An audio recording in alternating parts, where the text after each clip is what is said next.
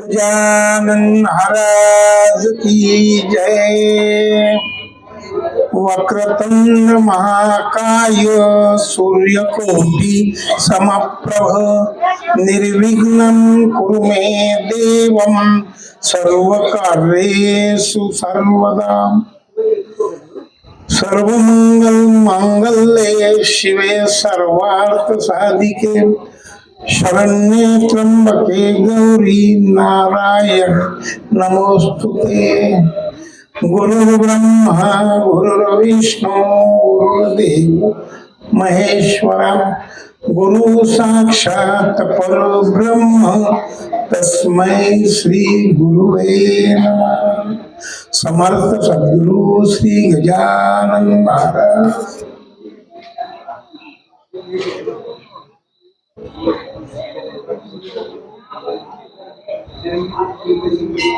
माऊली, काल मी ज्यावेळेला गडाम सर यांचं आपण प्रबोधनपर झालेलं भाषण ज्यावेळेला ऐकलं त्यावेळेला एक शब्द केला होता की मी आणि आपण याच्यात काहीही बदल नाही, मी तुमच्यासारखाच अगदी नॉर्मल नसतो. आणि त्यातल्या त्यात म्हणजे हे व्यासपीठ बोलणं हे याच्याशी आमचा समजा झगडा आहे. आम्ही वाणिज्य शाखेची माणसं आहोत. हा, कोणती वस्तू कुठे पार खायची याचा तुम्ही सांगा, त्याचं आम्ही बिलकुल. आणि महाराजांच्या कृपेने तुम्हाला स्टेजवर सांगतो, सूर्यफूलच्या बाबतीत माझं स्वतःचं इतकं नॉलेज आहे. जर माल उतरता उतरता मध्ये याच्यात जान आहे नाही बेजान आहे हे मी न बघता सांगू शकतो. परंतु आमचे राजू दादा आणि पप्पू दादा यांनी सांगितलं जे हे मी काय सांगितलं की हितगुज करायचं. हितगुज कोण करत? आपण बाप बेटा, बाप मुलगी, भाऊ भाऊ हे सर्व जसे घरामध्ये आपले हितगुज करतात तसा मी तुमचा भाऊ गजानन महाराजांचा एक भाई आपल्याशी वार्तालाप करणार आहे. मी काही वक्ता श्रोता म्हणजे हे सर्व अवघड शब्द आहेत. हे कोणाच्या माळेमध्ये यायला जातं बाळाचं वाटतंय. पप्पू दादा, आमचे गव्हाण साहेब, ज्ञानेश्वरीचे वेळा कधी आयुष्यामध्ये आपण ज्ञानेश्वरी वाचले, परंतु सद्गुरु गजानन महाराजांच्या कृपेनं त्यांच्या आज्ञेनं इथपर्यंत आलं, इथे बसवलं. आता प्रगती ती धनी आहे. तर आपण गजानन विजय ग्रंथाचा आता आपल्याकडे काल मी सांगितलं की महाराजांची इतकी कृपा सोयीदावर आहे की ज्या कृपेला म्हणजे काही तोड नाही अशी कृपा गजानन महाराजांची सोयीदावर आहे की ज्यांच्या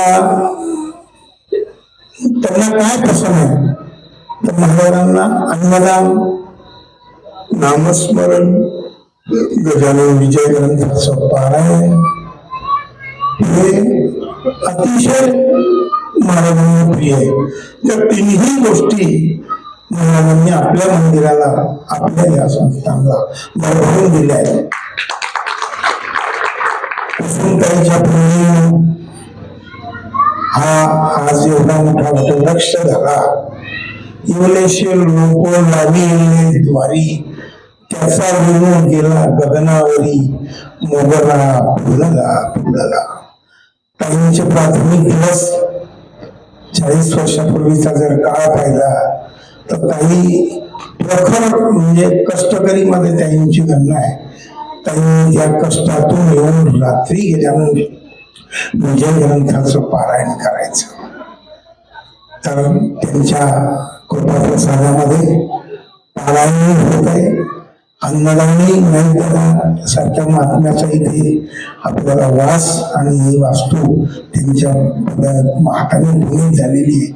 त्यामुळे अन्नदान, पारायण, नामस्मरण या सर्व गोष्टी आज आपण इथे पाहतो. तर गजानन विजय ग्रंथ याच्याबद्दल,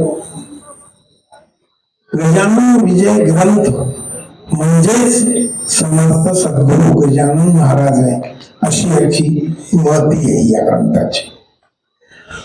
नांदेडकर गुरुजी होते, नांदेडकर गुरुजी.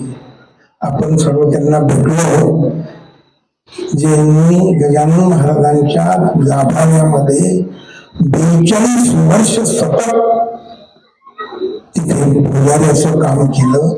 त्या नांदेडकर गुरुजींचं गजानन विजयावर इतकं प्रेम होतं की ते म्हणे, महाराजांचं दर्शन नाही झालं तर तुम्ही गजानन विजयाला त्या महाराजांच्या स्वरूपामध्ये तुम्ही माना आणि त्याच्या दर्शनानं तुम्हाला ते पुण्य मिळेल. दुसऱ्या बापूताई नाशिककर, त्यांचं तुम्ही ऐकलं असेल युट्यूबला किंवा याला. तर मुखोद्गत पारायणाच्या पहिल्या महिना गजानन बाबू 1971 पासून त्यांनी हा प्रवास चालू केला. तर त्यांचं असं म्हणणं होतं की समजा तुम्हाला वंश मंदिरापर्यंत येता आलं नाही तर तुमच्या प्रत्येकाच्या घरी गजानन विजय ग्रंथ आहे. या ग्रंथाला तुम्ही एक परिक्रमा मारली, फेरी मारली तर तुम्ही गजानन महाराजांचं दर्शन केलं. या हिशोबाची बापटयांची हे होती. तर आता गजानन विजय ग्रंथाचं खूप मोठ्या प्रमाणात स्वीकारला आता वाचन चाललंय. माझा स्वभाव थोडासा आहे किंवा थोडं आणखी जे आहे आपण त्याच्यात थोडं खोलवर जाऊ. तर याचा प्रवास कधी सुरू झाला किंवा गजानन विजय ग्रंथ कोणत्या वर्षी लिहिला गेला आहे एखाद्याला माहिती? करेक्ट, सगळं ज्ञान. तर हा ग्रंथ 17 सप्टेंबर 1939 ला पूर्ण झाला. याची प्रथम आवृत्ती ही 39 या वर्षांमध्ये झाली. त्यानंतर द्वितीय आवृत्ती ही 10 वर्ष लागली.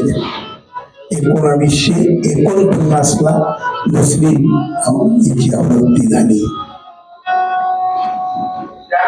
तर याची निर्मिती होण्याकरता आपण थोडं मागे जाऊ. आता आपल्याला गजानन विजयावर यायचंय. मागे की थोडा आवाज थोडं कमी तर 2 महात्म्यांचं आपल्याला सगळीत लक्ष द्यावं लागेल. ते म्हणजे एक भास्कर पाटील, महाराजांचे परमशिष्य, ज्यांनी स्वतःच्या गमनाच्या पहिले सांगितलं आपल्या मित्रमंडळीला. महाराजांनी सांगितलं की बाबा तुझा 2 महिने राहिले. तर ह्या 2 महिन्यात महाराजांनी 2 महिने का मागितले त्यांना. तर 2 महिन्यात सर्व योग क्रिया पूर्ण करून घेतल्या भास्कर पाटलाच्या. त्या भास्कर पाटलाच्या आणि महाराजांचे एकसूत्रपणामुळे आपल्याला आज जे शेगावचं वैभव मंदिर दिसतंय ना, ही त्यांची कल्पना होती भास्कर पाटील. समर्थांचं त्यांनी आपल्या मंडळीला, आपल्या मित्र परिवाराला सांगितलं की असं काही हे करावं की ज्याचं दुनियाने नाव घ्यावं. आणि दुसरं रामचंद्र पाटील ज्यावेळेला व्यवस्थापक होते संस्थांचे, तर रामचंद्र पाटील हे संस्थांचे मुख्य व्यवस्थापक आणि दिवाणजी रतनशाह सोनवणे या दोन महात्म्यांच्यामुळे गजानन विजय. तर रामचंद्र पाटलाला आत्मिकमध्ये असं वाटायचं की गजानन महाराज आपल्या पुढच्या पिढीला कळण्याकरता काहीतरी शब्दबद्ध व्हावं अशी रामचंद्र पाटलाची दिशा घेतली. तर रामचंद्र पाटलांनी आणि सोनवणे रतनशाह सोनवणे यांनी सर्व कागदपत्र महाराजांची सुव्यवस्थित ठेवलेली ते घेऊन याचा सर्वे चालू केला की बा आपल्याला या संदर्भात कोण मदत करेल किंवा कुठे आपल्याला मार्गदर्शन मिळेल. तर त्यांना सांगण्यात आलं की तुम्ही नाशिकला न पांगारकर म्हणून एक विद्वान गद्य लेखक आहे त्यांच्याकडे तुम्ही जावं, तिथे तुम्हाला याचं मार्ग. रामचंद्र पाटील त्यावेळची सर्व सेवेकरी मंडळी ही नाशिकला जाते. नाशिकला गेल्यानंतर ती कागदपत्र लढा पांगारकरांना दाखवतात. चर्चा होते. चर्चेच्या अंती ज्यावेळेला सर्व आलं किंवा तुम्ही ज्या भावनेने माझ्याकडे आला ते मी तुमचं पूर्ण करू शकत नाही. मंडळीला हे वाटलं तर म्हणे मी गद्य लेखक आहे, हे काम तुम्हाला रामचंद्र पाटलाला पद्य स्वरूपात पाहिजे होतं. तर ते म्हणे हे माझ्याकडून होणार नाही. ही मंडळीने सांगितलं की मग असं आम्हाला मार्गदर्शन करा की याचं कुठे. तर म्हणे तुम्हाला हे दासगणू महाराजांच्या करवी तुम्हाला हे करावं लागेल. दासगणू महाराज आणि यांचा रामचंद्र पाटलाचा वगैरे काही संबंध नव्हता. हे कुठे आहे, कोण आहे, कुठे राहतात. रामचंद्र पाटलाला पांगारकरांनी सांगितलं की हे अतिशय उच्च कोटीचे भक्त आहेत, संत आहेत आणि हे सध्या पंढरपूरला दामोदर आश्रम मध्ये राहत आहेत. तुम्ही त्यांच्याशी संपर्क करा. तर ही मंडळी नाशिकवरून वापस शेगावला नाही तर नाशिकवरून सरळ पंढरपूरला आहे. याच्यावरून असा अभ्यास आहे की बा इतकी उत्कंठता या सर्व त्यावेळच्या कार्यकारी मंडळाला लागली होती की बा याचं हे जे महाराजांचं कार्य व्हावं. तर ही मंडळी पंढरपूरला आली, दामोदर आश्रम मध्ये पोहोचली. दामोदर आश्रम मध्ये पोहोचल्याच्या नंतर निरोप केला की अशी अशी मंडळी आलेली आहे. त्यावेळेला दासगणू महाराज आतमध्ये विष्णू सहस्रनामाचा पाठ करत होते. दादा आलेत का? आता तर बोबडी वळण नाही तर आमची. चला, तर सांगितलं की विष्णू सहस्रनामाचा पाठ चालू आहे. तो संपूर्ण झाल्याच्या नंतर दादा तुम्हाला भेटतील, तोपर्यंत तुम्ही बसा. मंडळी बसल्याच्या नंतर दासगणू महाराज बाहेर आले. विचारलं कुठून आलात? सांगितलं आम्ही गजानन महाराज शेगाव वरून आलो आहोत, गजानन महाराजांच्या शेगाव, आणि आम्हाला त्यांच्यावर असं म्हणजे ग्रंथ लिहायचं आहे. त्यासाठी आम्ही आपल्याकडे लढा पांगारकरांनी पाठवलं. तर कसं असतं, हे तार पूर्वीचे जुळलेले असतात. ज्या वेळेला त्यांनी सांगितलं तर 1 मिनिटामध्ये दासगणू महाराजांनी सांगितलं की मी याच्यावर जरूर हे करेन. चर्चा झाली. तसं पाहिलं तर गजानन महाराज आणि दासगणू महाराज यांच्या पूर्ण म्हणजे आयुष्यात फक्त 2 वेळा भेट झाली. एक गोष्ट हे. आणि दुसरी वेळ ज्या वेळेला दासगुरू महाराज अकोटला नरसिंह महाराज अकोटचे त्यांच्याकडे जात असताना त्यांना बैलगाडीने दादांनी सांगितलं त्या बैलाच्या काठी खूप मंडळी गजानन महाराजांच्या सोबत होती. तर त्या तिथे हे जात असताना रस्त्याने बघितलं की गर्दी कशाची आहे. त्यामुळे बाबा हे शेगावचे गजानन महाराज. दासगुरू महाराज गाडीतून खाली उतरले. तिथे गेले, गर्दीतून त्यांना नमस्कार केला. पुढे महाराज एवढी परंतु अलौकिक त्यांच्या मनामध्ये होतं. त्यांनी आपल्याला सांगितलं की माळामध्ये उभी ती आणि मग मेरुमणी उभी.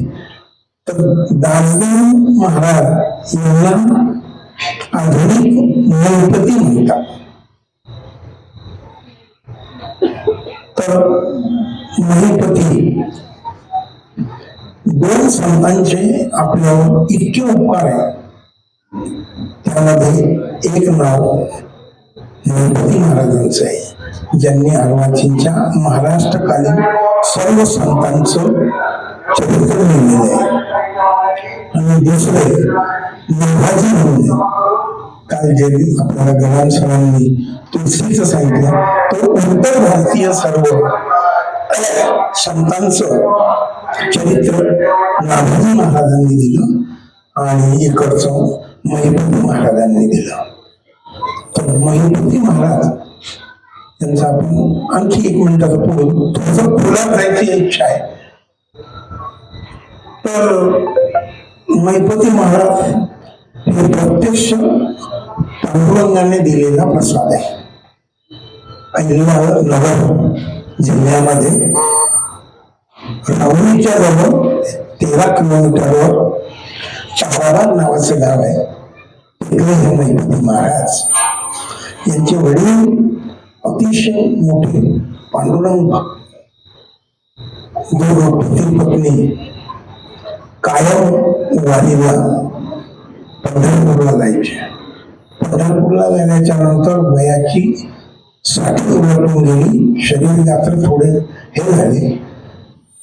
तर त्या वारीमध्ये पंढरीनाथाला सांगितलं की बाबा आतापर्यंत तर तुझी सेवा झाली, परंतु आता पुढे काही शक्य नाही आहे असं वाटतंय मला. आणि पुढे हा वारसा चालवायलाही कोणी नाहीये अशी मनिच्छा केली. रात्री झोपल्यात स्वप्न पडलं आणि पंढरीनाथांनी त्यांना सांगितलं की बाबा असं काही नाही आहे, तुझा हा वारसा पूर्ण चालेल. आणि एक पेढ्याचा प्रसाद त्यांच्या हातावर दिला स्वप्नामध्ये. ज्यावेळेला प्राप्त मुहूर्तामध्ये ते प्रत्यक्ष उठले स्वप्नामुळे भांबळल्यासारखे, तर त्यांना तो पेढा प्रत्यक्ष हातात मिळाला. पांडुरंगाचा प्रसाद प्रत्यक्ष स्वप्नात दिलेला प्रसाद हातावर तसा मिळाला. त्यांनी तो प्रसन्न केला आणि त्यानंतर महिपती महाराजांचा जन्म झाला. ह्या महात्म्याची जन्मतिथी आणि पुण्यतिथी ही एकाच तारखेला आहे. जे काही कमी संत आहे त्यामध्ये यांची गणना. अशा या महिपती महाराजांचा त्यांना आहे. आणि त्यानंतर दासगुरू महाराजांचं अत्यंत म्हणजे खूप मोठं लिटरेचर आहे. इतकी शारदा देवी प्रसन्न होती की बिलकुल सहज गत्या काय पाहिजे ते बिलकुल हे करायचं. तर हे अकोला राहणारे, पण यांचा म्हणजे जिथे वास्तव्य होतं त्याच्या आजूबाजूचा जो परिसर होता तो तमाशा करणाऱ्यांचा असा होता. तमाशा करणारी मंडळी जी होती ती यांच्या आजूबाजूला राहत होती. त्यामुळे दासगणू महाराजांना तमाशाची अतिशय आवड, फार आवड. तर ही मंडळी ज्यावेळेला तमाशा हे करणारे ज्यावेळेला अडचण यायची त्यावेळेला दासगणू महाराजांकडे जायची, बाबा उद्या अशा अशा गावाला जायचं, इथे असं असं काहीतरी महात्मा आहे, याच्यावर आम्हाला वन लिहून द्या. दासगणू महाराजांनी तुरंत हातात लेखणी घेतली की त्याला तो ते लिहून द्यायचं, त्याच्यावर ती मंडळी तिथे जाऊन ते सादर करायचे आणि पोट भरायचे. अशा या परिस्थितीतून म्हणजे अतिशय प्रतिभावंत व्यक्तिमत्व संत म्हणजे दासगणू महाराज. पूर्वाश्रमीचं यांचं नाव नारायण गोपाळ सासरबुद्धे. परंतु यांचं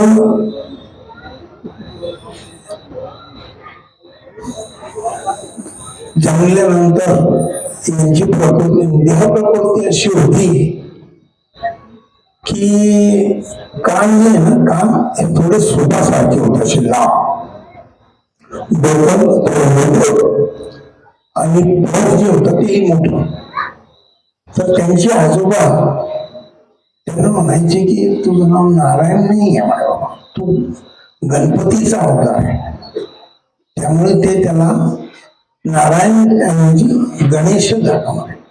आणि पुढे दासगणू महाराजांचं नाव हे गणेश दत्तात्रय सहस्रबुद्धे या नावानेच प्रसिद्ध झाले. आणि त्यांनी मग दास गणू हे नाव आपलं लावून दिलं. तर पाटलांनी ज्यावेळेला विनंती केली त्यावेळेला त्यांनी मान्य केलं. रामचंद्र पाटलांनी त्यावेळेला सर्व विषय झाला आणि त्यानंतर मंडळी वापस निघाली. तर निघण्याच्या आधी त्यांनी सांगितलं की बाबा आपण हे सर्व थोडं कृपया संस्थान गरीब काय मानधन तुम्हाला द्यावं लागेल. तर दासगणू महाराजांनी सांगितलं कृपया मी येत नाही. मंडळींना स्पष्ट मी येत नाही. तर म्हणे मी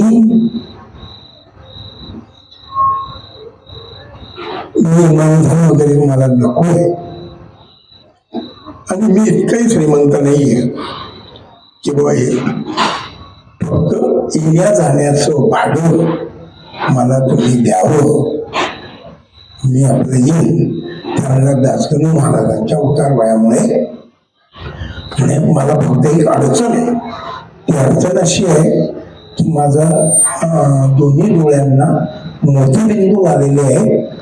त्याची मी पुण्याला शस्त्रक्रिया करून 1 महिन्याच्या नंतर मी तुमच्याकडे येणार. याप्रमाणे ही मंडळी आनंदित होऊन शेगावला आली. याप्रमाणे त्यांना जाण्या येण्याचा चेक तिथे पाठवून दिला. आणि ज्यावेळेला ठरलं गावोगाव सर्व काही सर्व ठिकाणी बातमी पोहोचली की आपल्या महाराजांचं चरित्र लिहिल्या जाणार आहे, त्यासाठी असे महात्मा येणार आहे. तर महाराजांच्या कृपेनं तो दिवस उगवला. हे मंडळी सहित दासगणू महाराज, छगन काका बारटक्के ही मंडळी पुण्याहून शेगावला आली.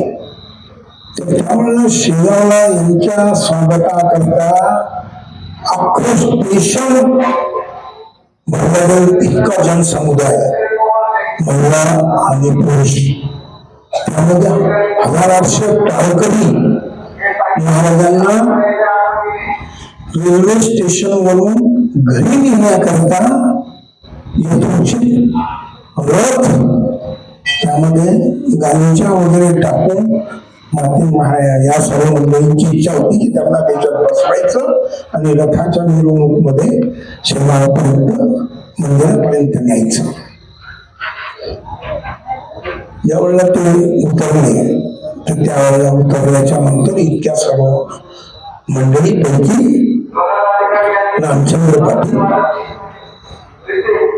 नामदेव बुवा काळे, सुखदेव शंकर पाटील ही मंडळी अगत्याने पुढे गेली आणि त्यांना सांगितलं की बाबा महाराज, आम्ही आपल्याकडता रथ आणलेला आहे, आपण त्यामध्ये बसावं जावं. त्यावेळेला दासगणू महाराज म्हणले की मी अजून इतका मोठा झालेलो नाहीये, मी त्यांच्या चरणाची धूळ आहे म्हणे. माझं सौभाग्य आहे की मला आज शेगावला यायला मिळालं. मी या रथात गाडीत बसणार नाही, मीही आपल्यासारखा पायी चालेल. तर पायी चालेल इतका आग्रह केला की तुम्ही या गाडीत बसावं. त्यांनी सांगितलं नाही, मग मी सांगतो तसं करा. त्यांनी सांगितलं गजानन महाराजांचा फोटो आला, तो या रथात बसवा, त्याचे यथोचित सर्व हे करा आणि रथाला पुढे जाऊ द्या आणि मीही पायी चालतो. पायी तीर्थयात्रा पाटील त्यांनी सांगितलं, पाटील पायी तीर्थयात्रा घडो आणि देह संतांद्वारी पडो. पाटील माय या हिशोबाच त्या पाटलांना सांगितलं दासगणू महाराजांनी. आणि ते सर्व वाजत गाजत मंडळी मंदिरापर्यंत आली. त्यांना नियोजित विश्रामस्थळ जिथे होतं तिथे पोहोचवण्यात गेलं. विश्रामस्थळाला पोहोचवल्याच्या नंतर एक दिवस विश्रांती केली आणि नंतर आपण हे करू म्हणून दासगणू महाराज आणि विष्णू सहस्रनाम यांचा अतिशय जवळचा संबंध आहे. रोज कमीत कमी 12 विष्णू सहस्रनामाचे पाठ घेतल्याशिवाय दासगणू महाराज पुढचे किती असो पण मिनिममची बाउंड्री जी आहे ती 12 विष्णू सहस्रनामाचे पाठ रोज घेत.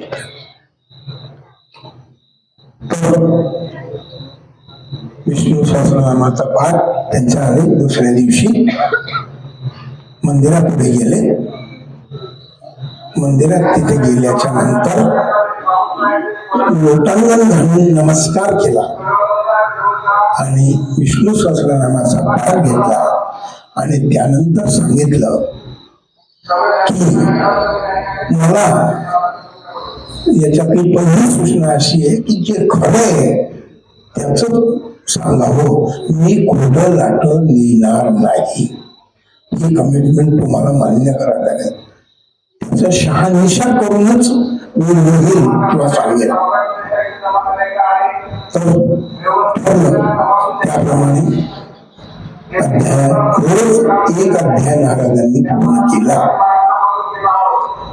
तर एक अध्याय रोज लिहिल्याच्या नंतर रात्री सर्व अशी गावची त्याचा काळ म्हणजे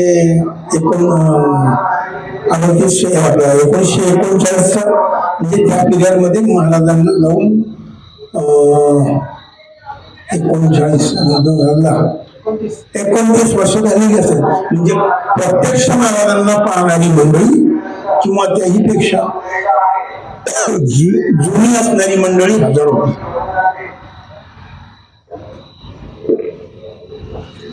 हजर होती. महाराजांची स्पीड खूप सांगायची. महाराजांनी सांगायचं मग निघून गेला. 3 लोक निघून घ्यायला होती.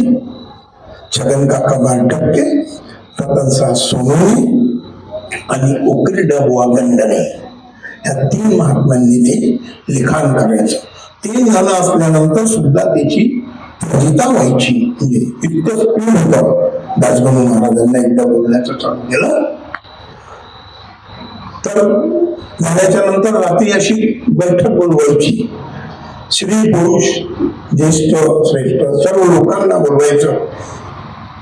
झालेल्या अध्यायाचं वाचन करायचं आणि त्यामध्ये प्रश्न विचारायचे की हे सत्य आहे का, हे बरोबर आहे का. लोकांनी आपला अभिप्राय दिला. असेल नसेल तसं सांगा. अशा प्रकारे हा 21 दिवसात 21 अध्यायाचा उपक्रम झालेला आहे. तर आज हा जो ग्रंथ आहे त्याची ओळी संख्या 3669 आहे. याची प्रथम निर्मिती जेव्हा झाली, जे 39 आणि दुसरा ग्रंथ याच्यातला दुसरी आवृत्ती जी झाली त्याच्यामध्ये 10 वर्षाचा पिरियड गेला. 3549 121 ओव्या याला कवीचा पहिला अध्याय. गजानन विजय हा जो ग्रंथ आहे त्याची पहिली आवृत्तीमध्ये 121 ओव्या कमी होत्या. मग मला ती पहिल्या आवृत्ती वाचण्यात आलं. मग त्याच्यानंतर म्हटलं आणि दुसरं एक क्युरियोसिटी होती मला की दासगणू महाराजांच्या सर्व अध्यायांचं ओवी संख्या लगभग 150, 160, 170 अशा प्रकारचे आहे. मग 19वा अध्याय 349 ओव्यांचा का लिहिला, तेव्हाच काय असं काय. मग चिंतनांती असं लक्षात आलं की त्यावेळेच्या वर्तमानपत्रामध्ये 1948ला याची ज्यावेळेला द्वितीय प्रत काढली त्यावेळी लोकांनाही आव्हान केलं गेलं की बाबा ज्या कोणाला गजानन महाराजांचं काही लिखित स्वरूपात अनुभवानुभूती किंवा काही कोणी सांगितल्याच्या हिशोबानं असेल तर ते आम्हाला लिखित स्वरूपात संस्थांना द्यावं. तर ह्यानंतर लोकांच्या सांगितल्याप्रमाणे त्यानंतर मग आपल्याला 121 ओव्या ज्या वाढल्या त्यामध्ये मारुती पंत पटवारी, तिमाजी माळी, रामचंद्रजी निमोणकर, नारायण आसराजी ह्या ज्या कथा वाढल्या तर त्याच्यानंतरच्या ह्याच्यामध्ये त्यानंतर मग काही आजच्या तारखेपर्यंत यामध्ये बदल झाला नाही. आता जवळजवळ 51 आवृत्त्या याच्या झाल्या आहेत. मी असं म्हणेन जसं श्रीमद भागवत, ज्ञानेश्वरी, तुकोबाची गाथा आणि त्यानंतर सर्वात वाचनीय ग्रंथ स्मरण पठण होत असेल तर तो गजानन विजय ग्रंथ आहे. एक सहज गत्या आता आपण विचार करू की एखाद्या आपण मंत्राचा जर सतत हे करत गेलो तर तो सिद्ध होतो. तर हा गजानन विजय ग्रंथ नसून गजानन विजय मंत्र आहे. ज्याला विजय पाहिजे त्यांनी गजानन विजयचा सहारा घ्यायचा. ज्याने गजानन विजयचा सहारा घेतला त्याला विजय दूर नाही. असं हे रसायन दासगणू महाराजांनी आपल्याला दिलं. या हिशोबाचं संत प्रवृत्तीचे दासगणू महाराज पूर्वाश्रमीचं सांगून मग मी तुम्हाला आल्यानंतर आता याची ओवी संख्या आणि याचा झाला आजपर्यंत याला पुन्हा संतांची व्याख्या करताना असं एका ठिकाणी वाचलं की किती शब्द सोपा. समजा संत आणि भगवंत एकच रूप आहे. ज्याने काम, क्रोध, लोभ, मोह, मत्सर याच्यावर विजय मिळवला त्याला म्हणतात संत.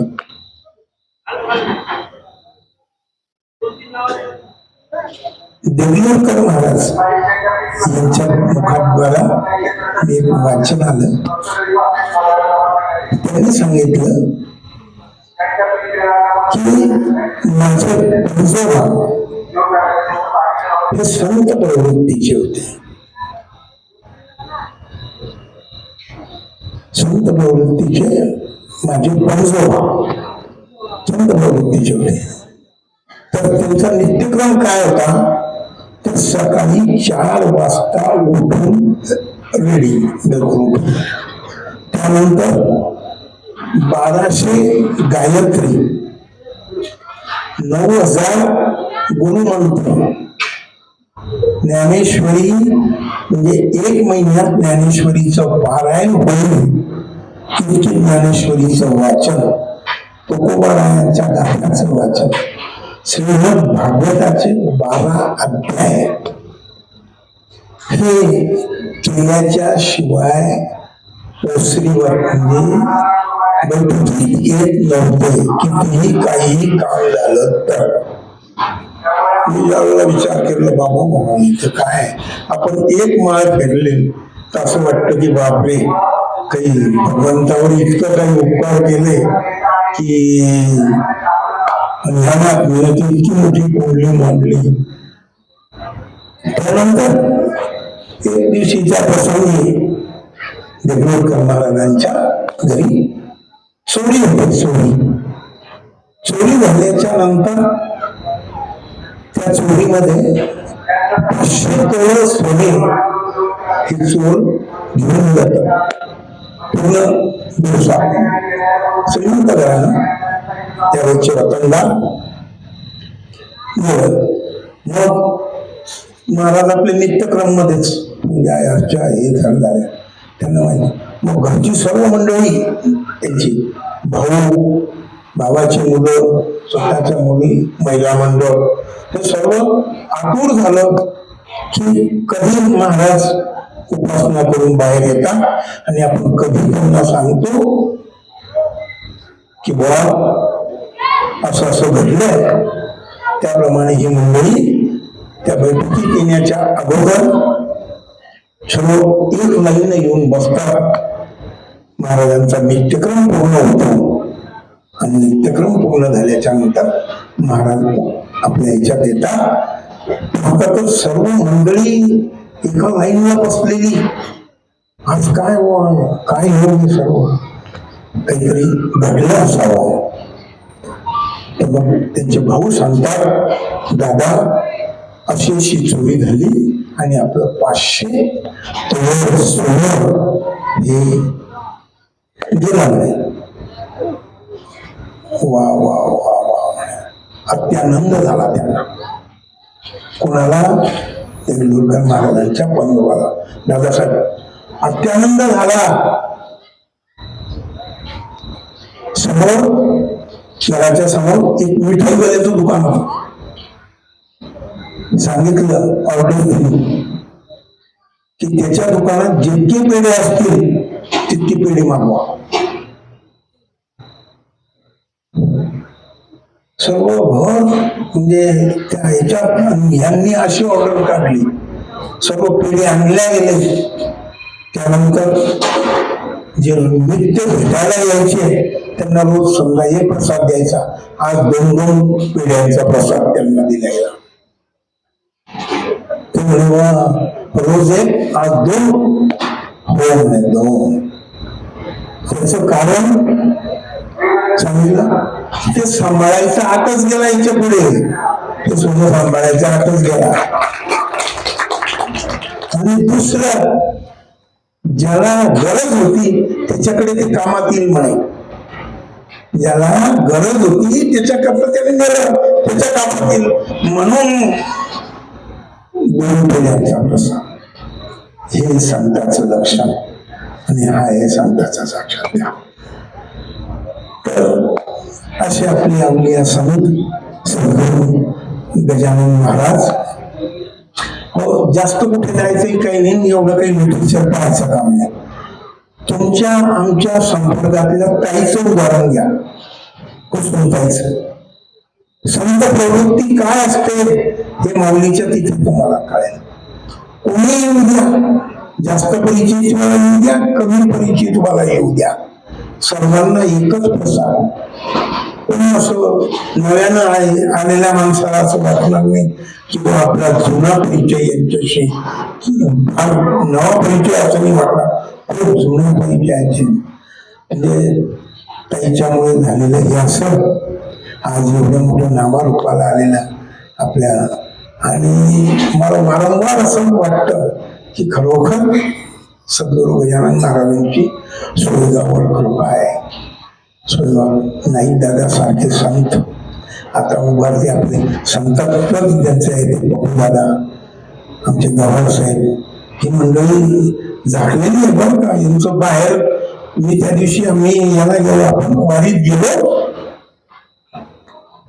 5 तारखेला, तिथे पोहोचलो कुठे अन्नपूर्णेवर. तिथे मुंबईचा मुलुंडचा ग्रुप काहीतरी आलेला होता, तर मी पुढे गेलो होतो, बाकीची मंडळी पायी येणार होती. तर त्यावेळेला त्यांना असं म्हणे, कुठले दादा तुम्ही सोयगाव? हो मी ते अरविंद कुलकर्णी सर. म्हटलं हो हो त्यांच्याच गावचा आहे मी. आणि सोडून येतात त्या मुलीला इतका आनंद झाला काय सांगा तुम्हाला, अतिशय, की बाबूला येत आहे तुम्ही थांबतेच म्हणे. त्यांच्या बरोबरच्या मंडळी टकटक करायला लागल्या, त्या काही थांबल्या, दादांशी बोच केलं.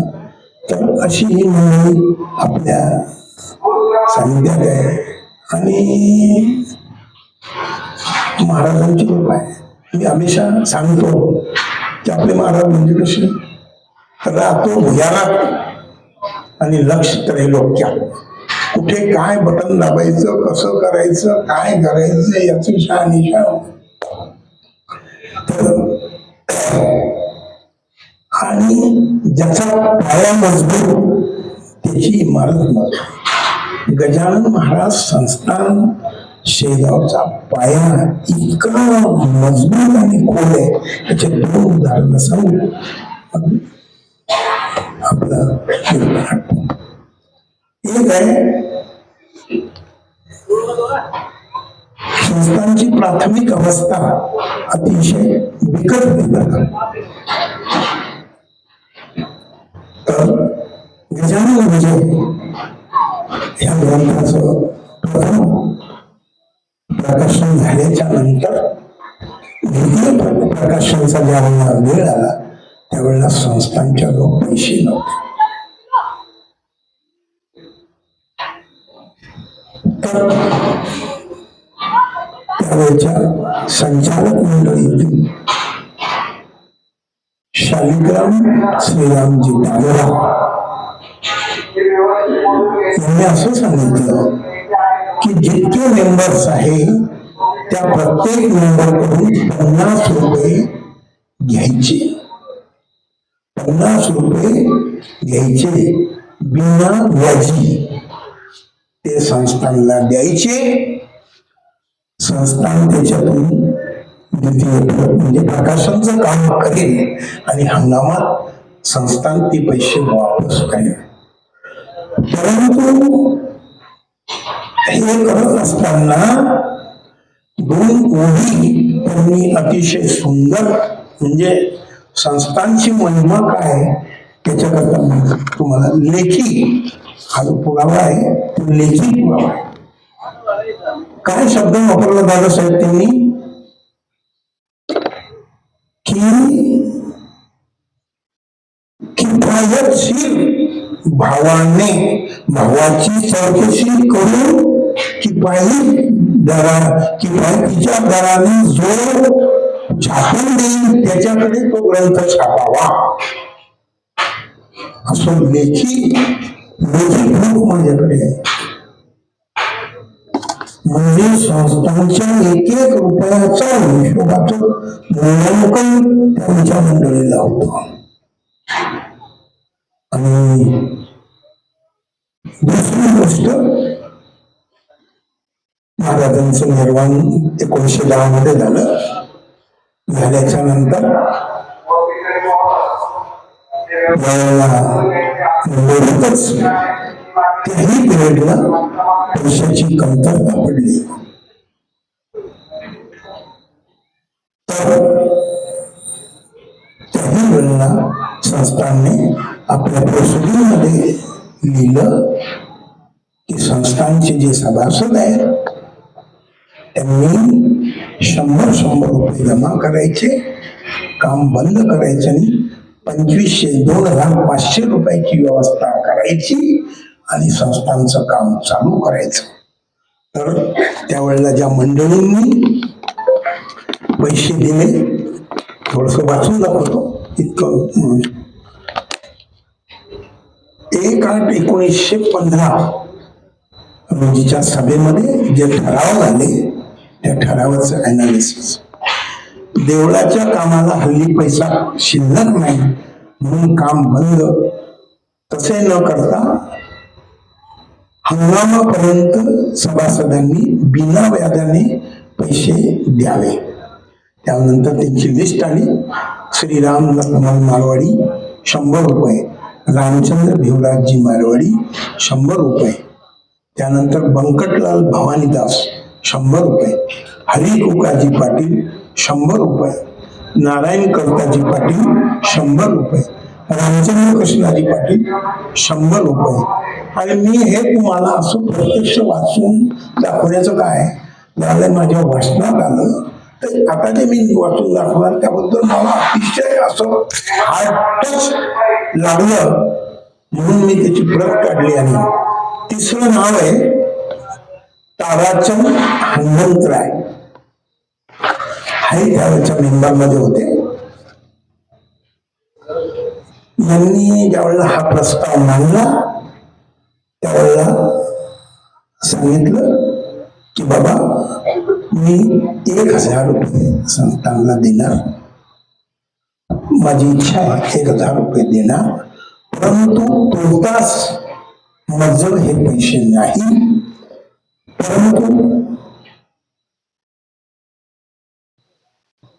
महाराजांच्या कृपेनं माझं सोनं आहे, ते सोनं संस्थानने एखाद्या ठिकाणी गहाण ठेवावं आणि त्याचे 1000 रुपये संस्थानने घ्यावे.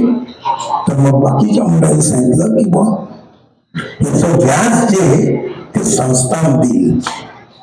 संस्थान म्हणजे महाराजांचा आजही विश्वास नाही.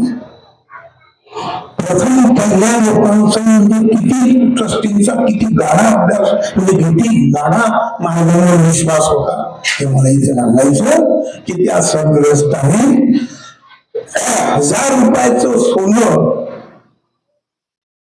गहाण ठेवण्यासाठी संस्थांकडे दिलं आणि त्याचा जो व्याज आहे ते संस्थांनी भरावं. अशा प्रकारे ते पैसे जमा झाले आणि त्यानंतर कामाला मूर्त काम सुरू झालं.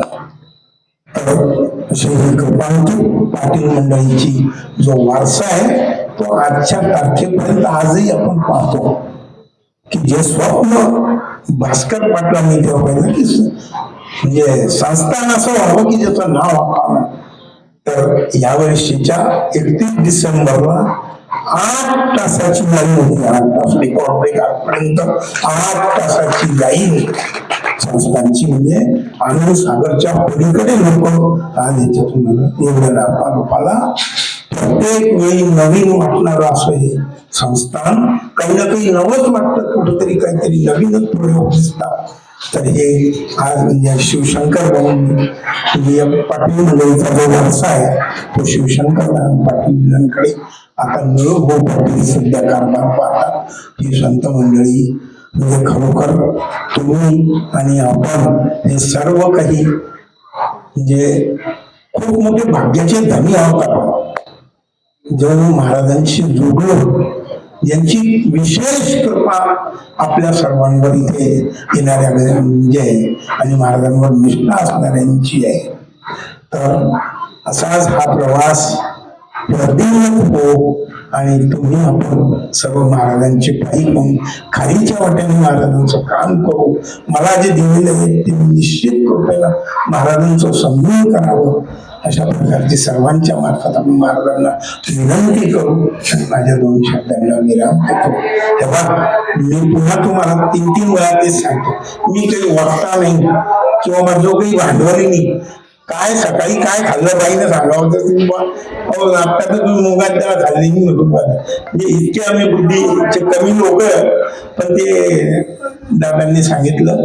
आणि मलाही असं वाटत होतं की पारायणाला या हिशोबानं जे पारायण वाचतात तरी आलं. 2 आणखी 1 मिनिटं थांबल्या जातो. पारायणाची खूबी कशी आहे, पारायण वाचत असताना थोडं सखोल वाचावं हे एक मार्गदर्शन माझे मुंबईचे एक मित्र आहे साठी काका म्हणून, त्यांनी मला सहज घेता विचारलं, तुम्ही किती वर्षापासून रुळले? महाराजांची कृपा आहे, कमीत कमी 40 वर्ष तर झाले. काय करता?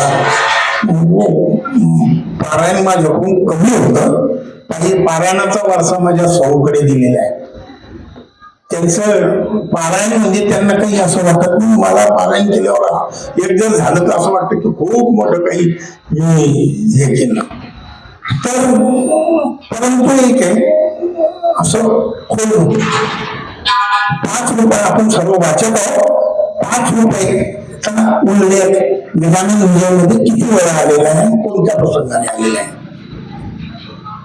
सांगता येईल?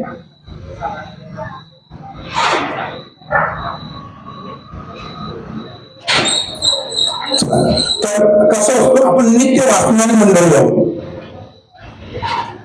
महाराजांची नौका नर्मदेला उडाली, बरोबर, नर्मदेत फुटली.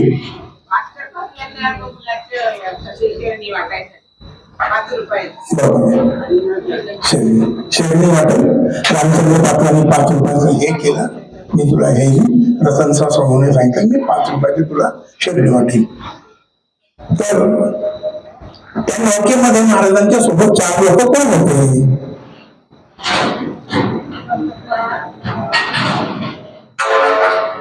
काही सांगता?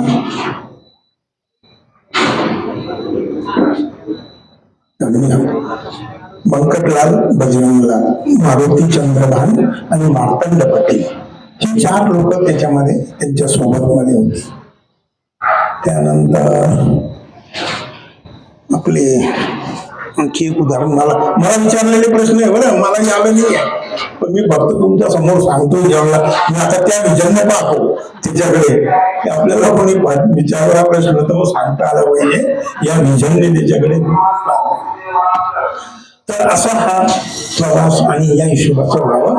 फक्त एकच सांगतो जाता जाता की परीस आहे, परीस काय दासगणू महाराजांनी याचं म्हणजे काय जीव टाकलेला आहे की ते आणखी मी काढलेलं थोडस वाचून दाखवतो तुम्हाला.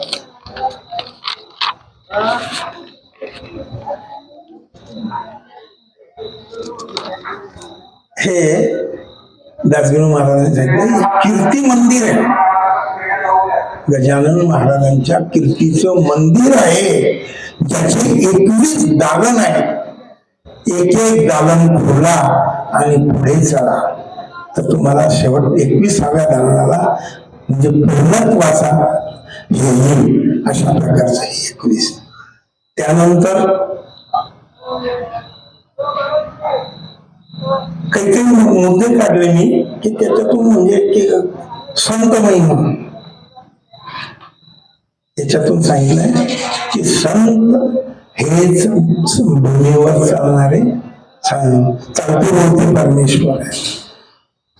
या हिशोबानं म्हणजे खरे संत कोण?